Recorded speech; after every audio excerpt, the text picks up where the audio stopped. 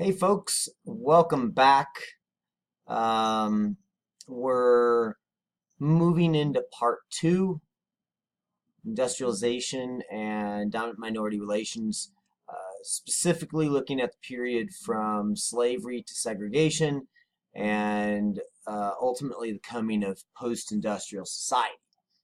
Lots to say in that statement that we will unpack over the course of this particular section.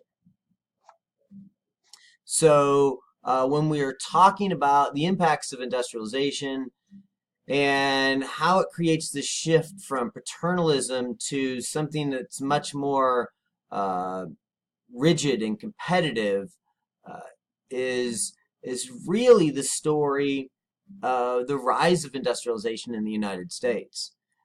You have to remember that an industrial economy requires a workforce that is geographically and socially mobile, skilled, and literate. I can't tell you how many times I've been frustrated in my life when I realized that the work I wanted to do wasn't near where I was. And I've had to make choices over the course of my life about whether I'm going to follow the work or stay closer to home. I'm sure this is something that many of you have had to do as well. So this idea of a socially mobile, skilled, and literate workforce is paramount to industrialization and post-industrialization as well. Even though I think the internet is allowing some shifts to happen. With industrialization comes urbanization. Um, and as we urbanize, those paternalistic controls are difficult to maintain.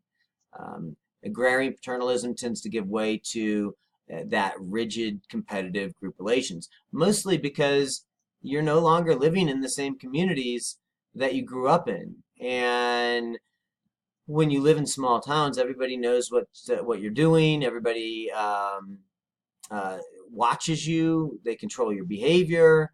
And in the urban landscape, you leave where people know you, and you go to places where people don't. So you can do things that would be totally foreign to what you would do in the places that you originally lived.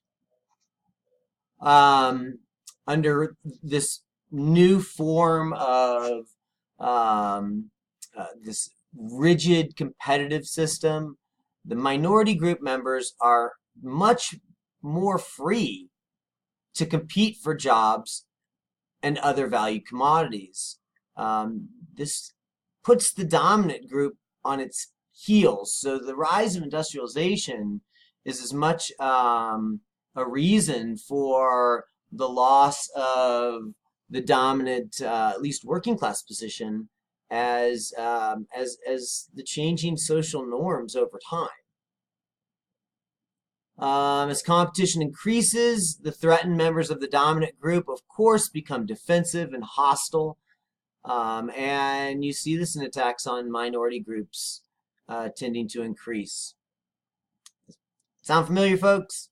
Seems like we're living a period like this right now. Of course, the threatened dominant group seeks to minimize or eliminate minority group encroachment on jobs, housing, or other valuable goods or services. They do this by handicapping the minorities group's ability to compete effectively, or in some cases, by simply eliminating competition from the minority group altogether. Call that disenfranchisement. Um, and the whites only. We only hire white people. That's what you can see, or whatever the dominant is. It just happens to be in the United States. The dominant um, is white Anglo-Saxon Protestant, and during most of our history, it is whites, the dominant, being willing to use their position to prevent other groups from gaining access to the stuff of society, the goods, if you will, folks, the goods. How do you know you're doing well? You got more stuff. And so the dominant uses its position as much as it can to prevent the minority groups, freed slaves, Hispanics, Asian Americans, from gaining access to these valued economic positions. Of course, the northern states are the first to industrialize, and of course the plantation system and agricultural production was the way of the South. Everybody knows that. South was agrarian, the North was industrial. This creates, this economic diversity was one of the underlying causes for, of course, the regional conflict that led to the Civil War. And ultimately, when slavery is abolished, black-white relations in the South entered a new era when the Civil War ended, April of 1865.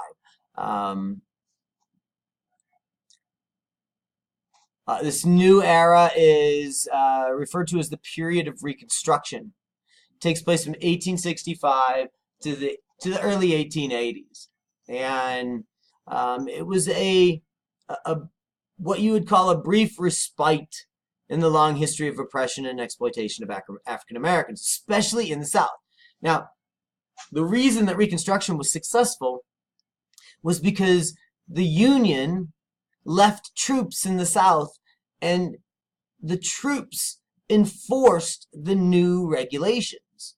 So when we have the 15th Amendment, which enfranchises African Americans, along with that comes educational opportunities, the opportunity to own land, the opportunity to create business ventures, which allows them to create a middle class. And of course, it allows them to run for political office. And we see more African Americans at this time, maybe they don't refer to themselves as African Americans, but more freed slaves running for political office and actually winning. Look at some of the pictures of the state legislatures in the South during this time. Representation of freed African slaves was impressive. Well, as we know, Reconstruction was way too brief, and it was certainly way too brief to overcome 2 centuries of poverty, illiteracy, and powerlessness. So the freed slaves, most of them were ill-equipped to actually understand and embrace their freedom. I'm not saying that they didn't appreciate it. They just weren't tooled in a way to step out into the economy. And the only economy in the South was a plantation economy. But they just weren't equipped to make that transition without some bumps and bruises. And so, and we also know that after two centuries of slavery, the heritage of prejudice and racism was thoroughly ingrained in Southern culture. So not only are the freed slaves ill-equipped to make the transition without some help, but 2 centuries and longer than that of racism, oppression, prejudice, discrimination, that doesn't change overnight. Just because the laws are different doesn't mean people think differently. And it was naive to think that the South had changed in any way, shape, or form. So the idea that the Union troops were left in the South to protect this is paramount to understanding why it was effective. And when Andrew Johnson pulls Union troops out of the South,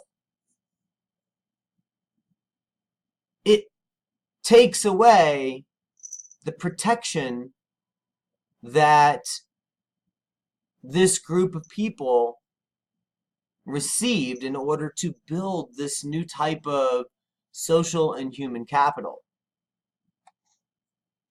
And that leads us into Jim Crow's South.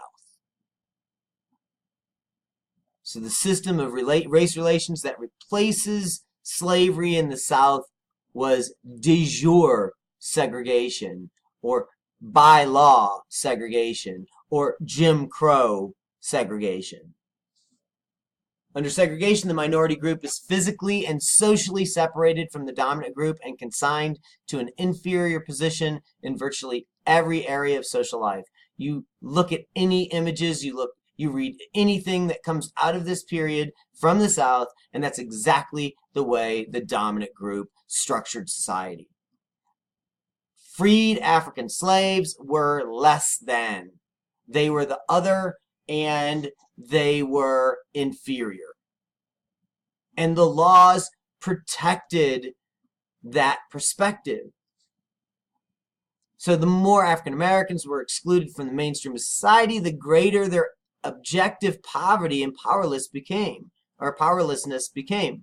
reinforcing racial prejudice and making it easy to use racism to justify further separation. So you separate them, which is in turn impoverishes them. Then you use the concept of poverty as a way to belittle them and dehumanize them, which in turn justifies you enslaving and impoverishing them in the first place.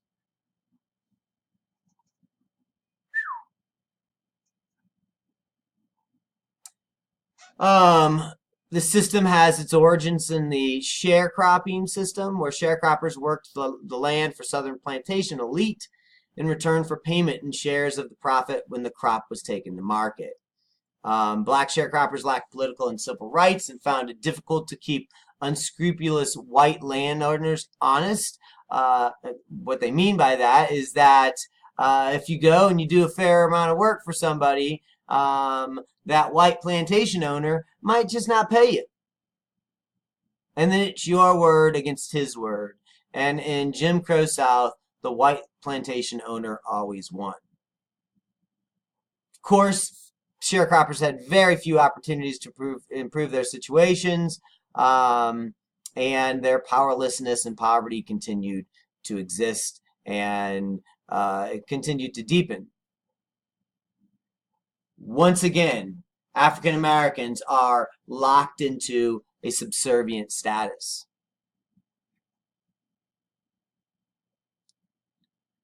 And at the same time, white Southern working class is ultimately protected from direct job competition with African Americans. This is another way to prevent this group of people from gaining access to a much freer job structure.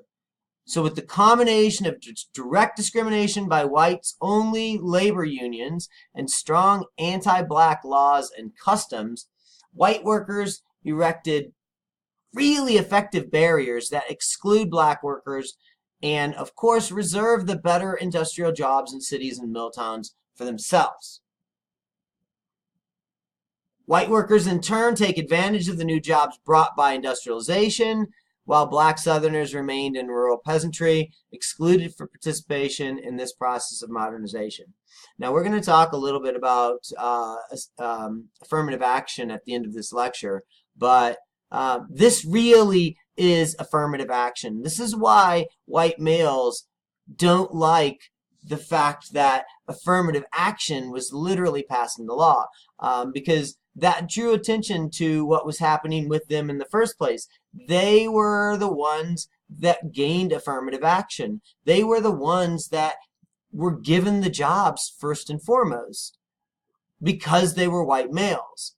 And so when women and blacks and Hispanics start to be able to take advantage of concepts like affirmative action, white laborers, white male laborers in particular, call foul.